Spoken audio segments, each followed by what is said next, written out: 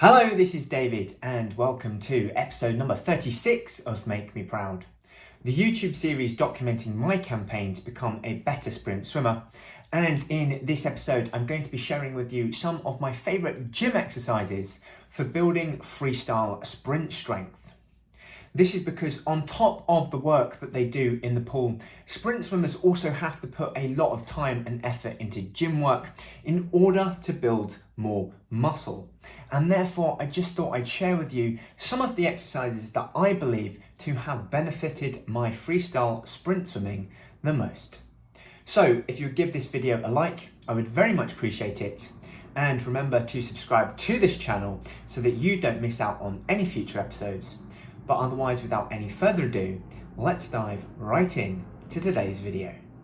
So starting off with an exercise that targets the muscle that is probably the most important for freestyle sprint swimming, and that muscle is the lats. So how are we going to hit the lats?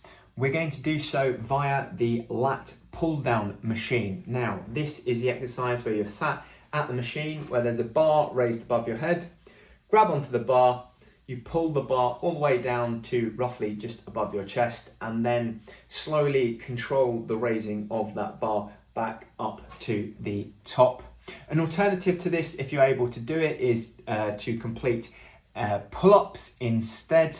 And the reason why I like these two exercises with regards to freestyle sprinting is because it just nicely imitates that pulling motion as you pull your arm through the water, and therefore is just ultimately great for freestyle sprint swimming. Similarly as well, I've noticed that generally the more weight that you can pull down in that regard, the quicker that you are able to swim, the quicker your maximum top speed is, and therefore probably the exercise that I think is the most important in this regard. So moving on to number 2, and we're now starting to look at the arm muscles. And so the next muscle that we are going to target is the bicep, and the exercise we are going to do that with is quite simply with the bicep curl. So I'm pretty sure everybody knows this exercise because it is just probably the most famous exercise that one does in the gym. So where you've got either a dumbbell or a barbell down at your side, and then you're curling the weight up to the top and then back down again. So the reason why I like this exercise for sprint swimming is, again, when you're doing that pulling motion through the water, in order to get the most power through that stroke, you're going to have to utilize the bicep muscle as effectively as possible. And again, the stronger you are in the biceps, the more water you are going to be able to shovel back behind you. So another key exercise in that regard. So moving on to muscle group and exercise number 3, the next muscle group that we're targeting here is the forearm. And so this has been a key discovery for me this year, in that my forearms just aren't really all that strong in proportion to the rest of my body. And so whilst other parts of my body would be able to lift more weight, would be able to produce more power, more force, because the chain of muscles includes the forearm when moving that weight, I'm really limited by my forearm strength. And so there are a lot of occasions where I fail in exercises, not because I don't have enough strength in the main muscle that I'm using to pull that weight, but just because I do not have enough strength in the forearms to keep going in that regard. And therefore I've realized that strengthening this muscle group is really important. And when looking at from a sprint freestyle perspective, one that I like to do is the straight arm pull down. So very similar to the lat pull down, but instead of coming down, bending your elbows as such, ultimately you are pulling the bar down forward in front of you. Again, nicely imitating, probably a little bit better than the lat pull down in that regard, the motion of your arm as you pull through the water on a freestyle stroke. So very key, although it's not one of the major muscle groups in your body, it's very much a key link in that chain, not only with lifting weights in the gym, but also on your catch and making sure that you get a nice powerful catch to really pull the plenty of water through on that freestyle stroke. So a key one for me there is the forearms with the straight arm pull down. So moving on to muscle group and exercise number 4, and you could be forgiven for thinking that all this is essentially an upper body / arm workout, because muscle group number 4 is of course the triceps, and the way that we are going to tackle this is using the tricep dip. So that is the exercise where you're holding your body weight up on your arms as such, and you're dipping down as such, and then pushing all the way back up again.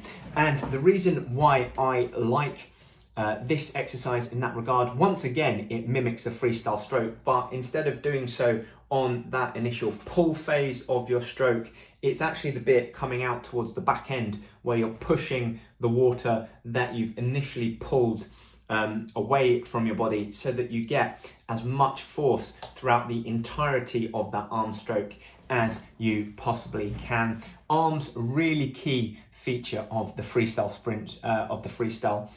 sprint stroke, and therefore having as much strength throughout the entirety of the arm as you can is of the utmost importance, and therefore that means we've also got to tackle the tricep in addition to the biceps and the forearms.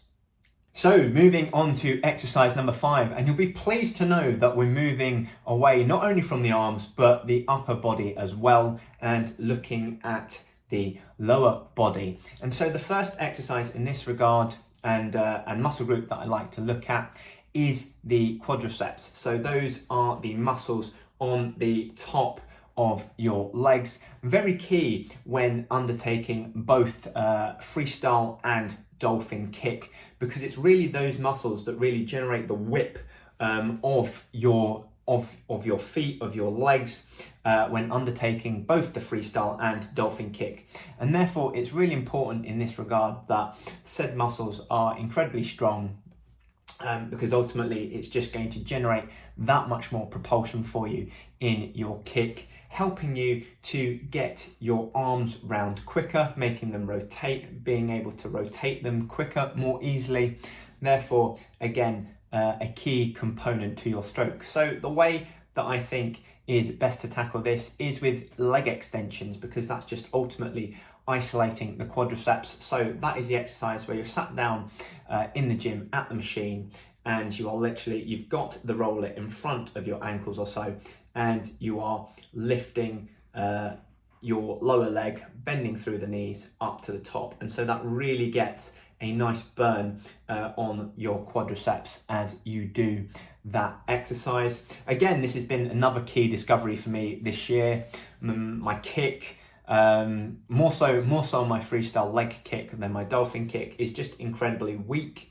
Whenever I do a kick set, I really struggle to make the times programmed for myself, and therefore this has been a key exercise that I've picked up recently in an attempt to really improve the strength of my quadriceps, so that I'm better on that kick and am able to really drive home in both dolphin kicks off the wall or off the blocks, or just through that natural freestyle leg kick. So a key one there is the quadriceps and leg extensions.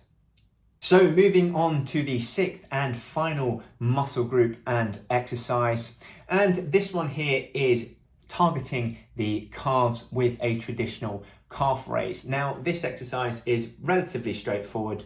All you're doing is standing upright, as it were, and then when ready to conduct the exercise, you are literally standing up on your tippy toes and then lowering them back down again. And the way that you progress this exercise is by over time adding more and more weight to your body, be it whether you hold it in your arms as dumbbells or on your back as a barbell. You can even use a calf raise machine where you're sitting at the machine and you're pushing off from the platform, as it were, using that sort of motion that in your feet that engages your calves.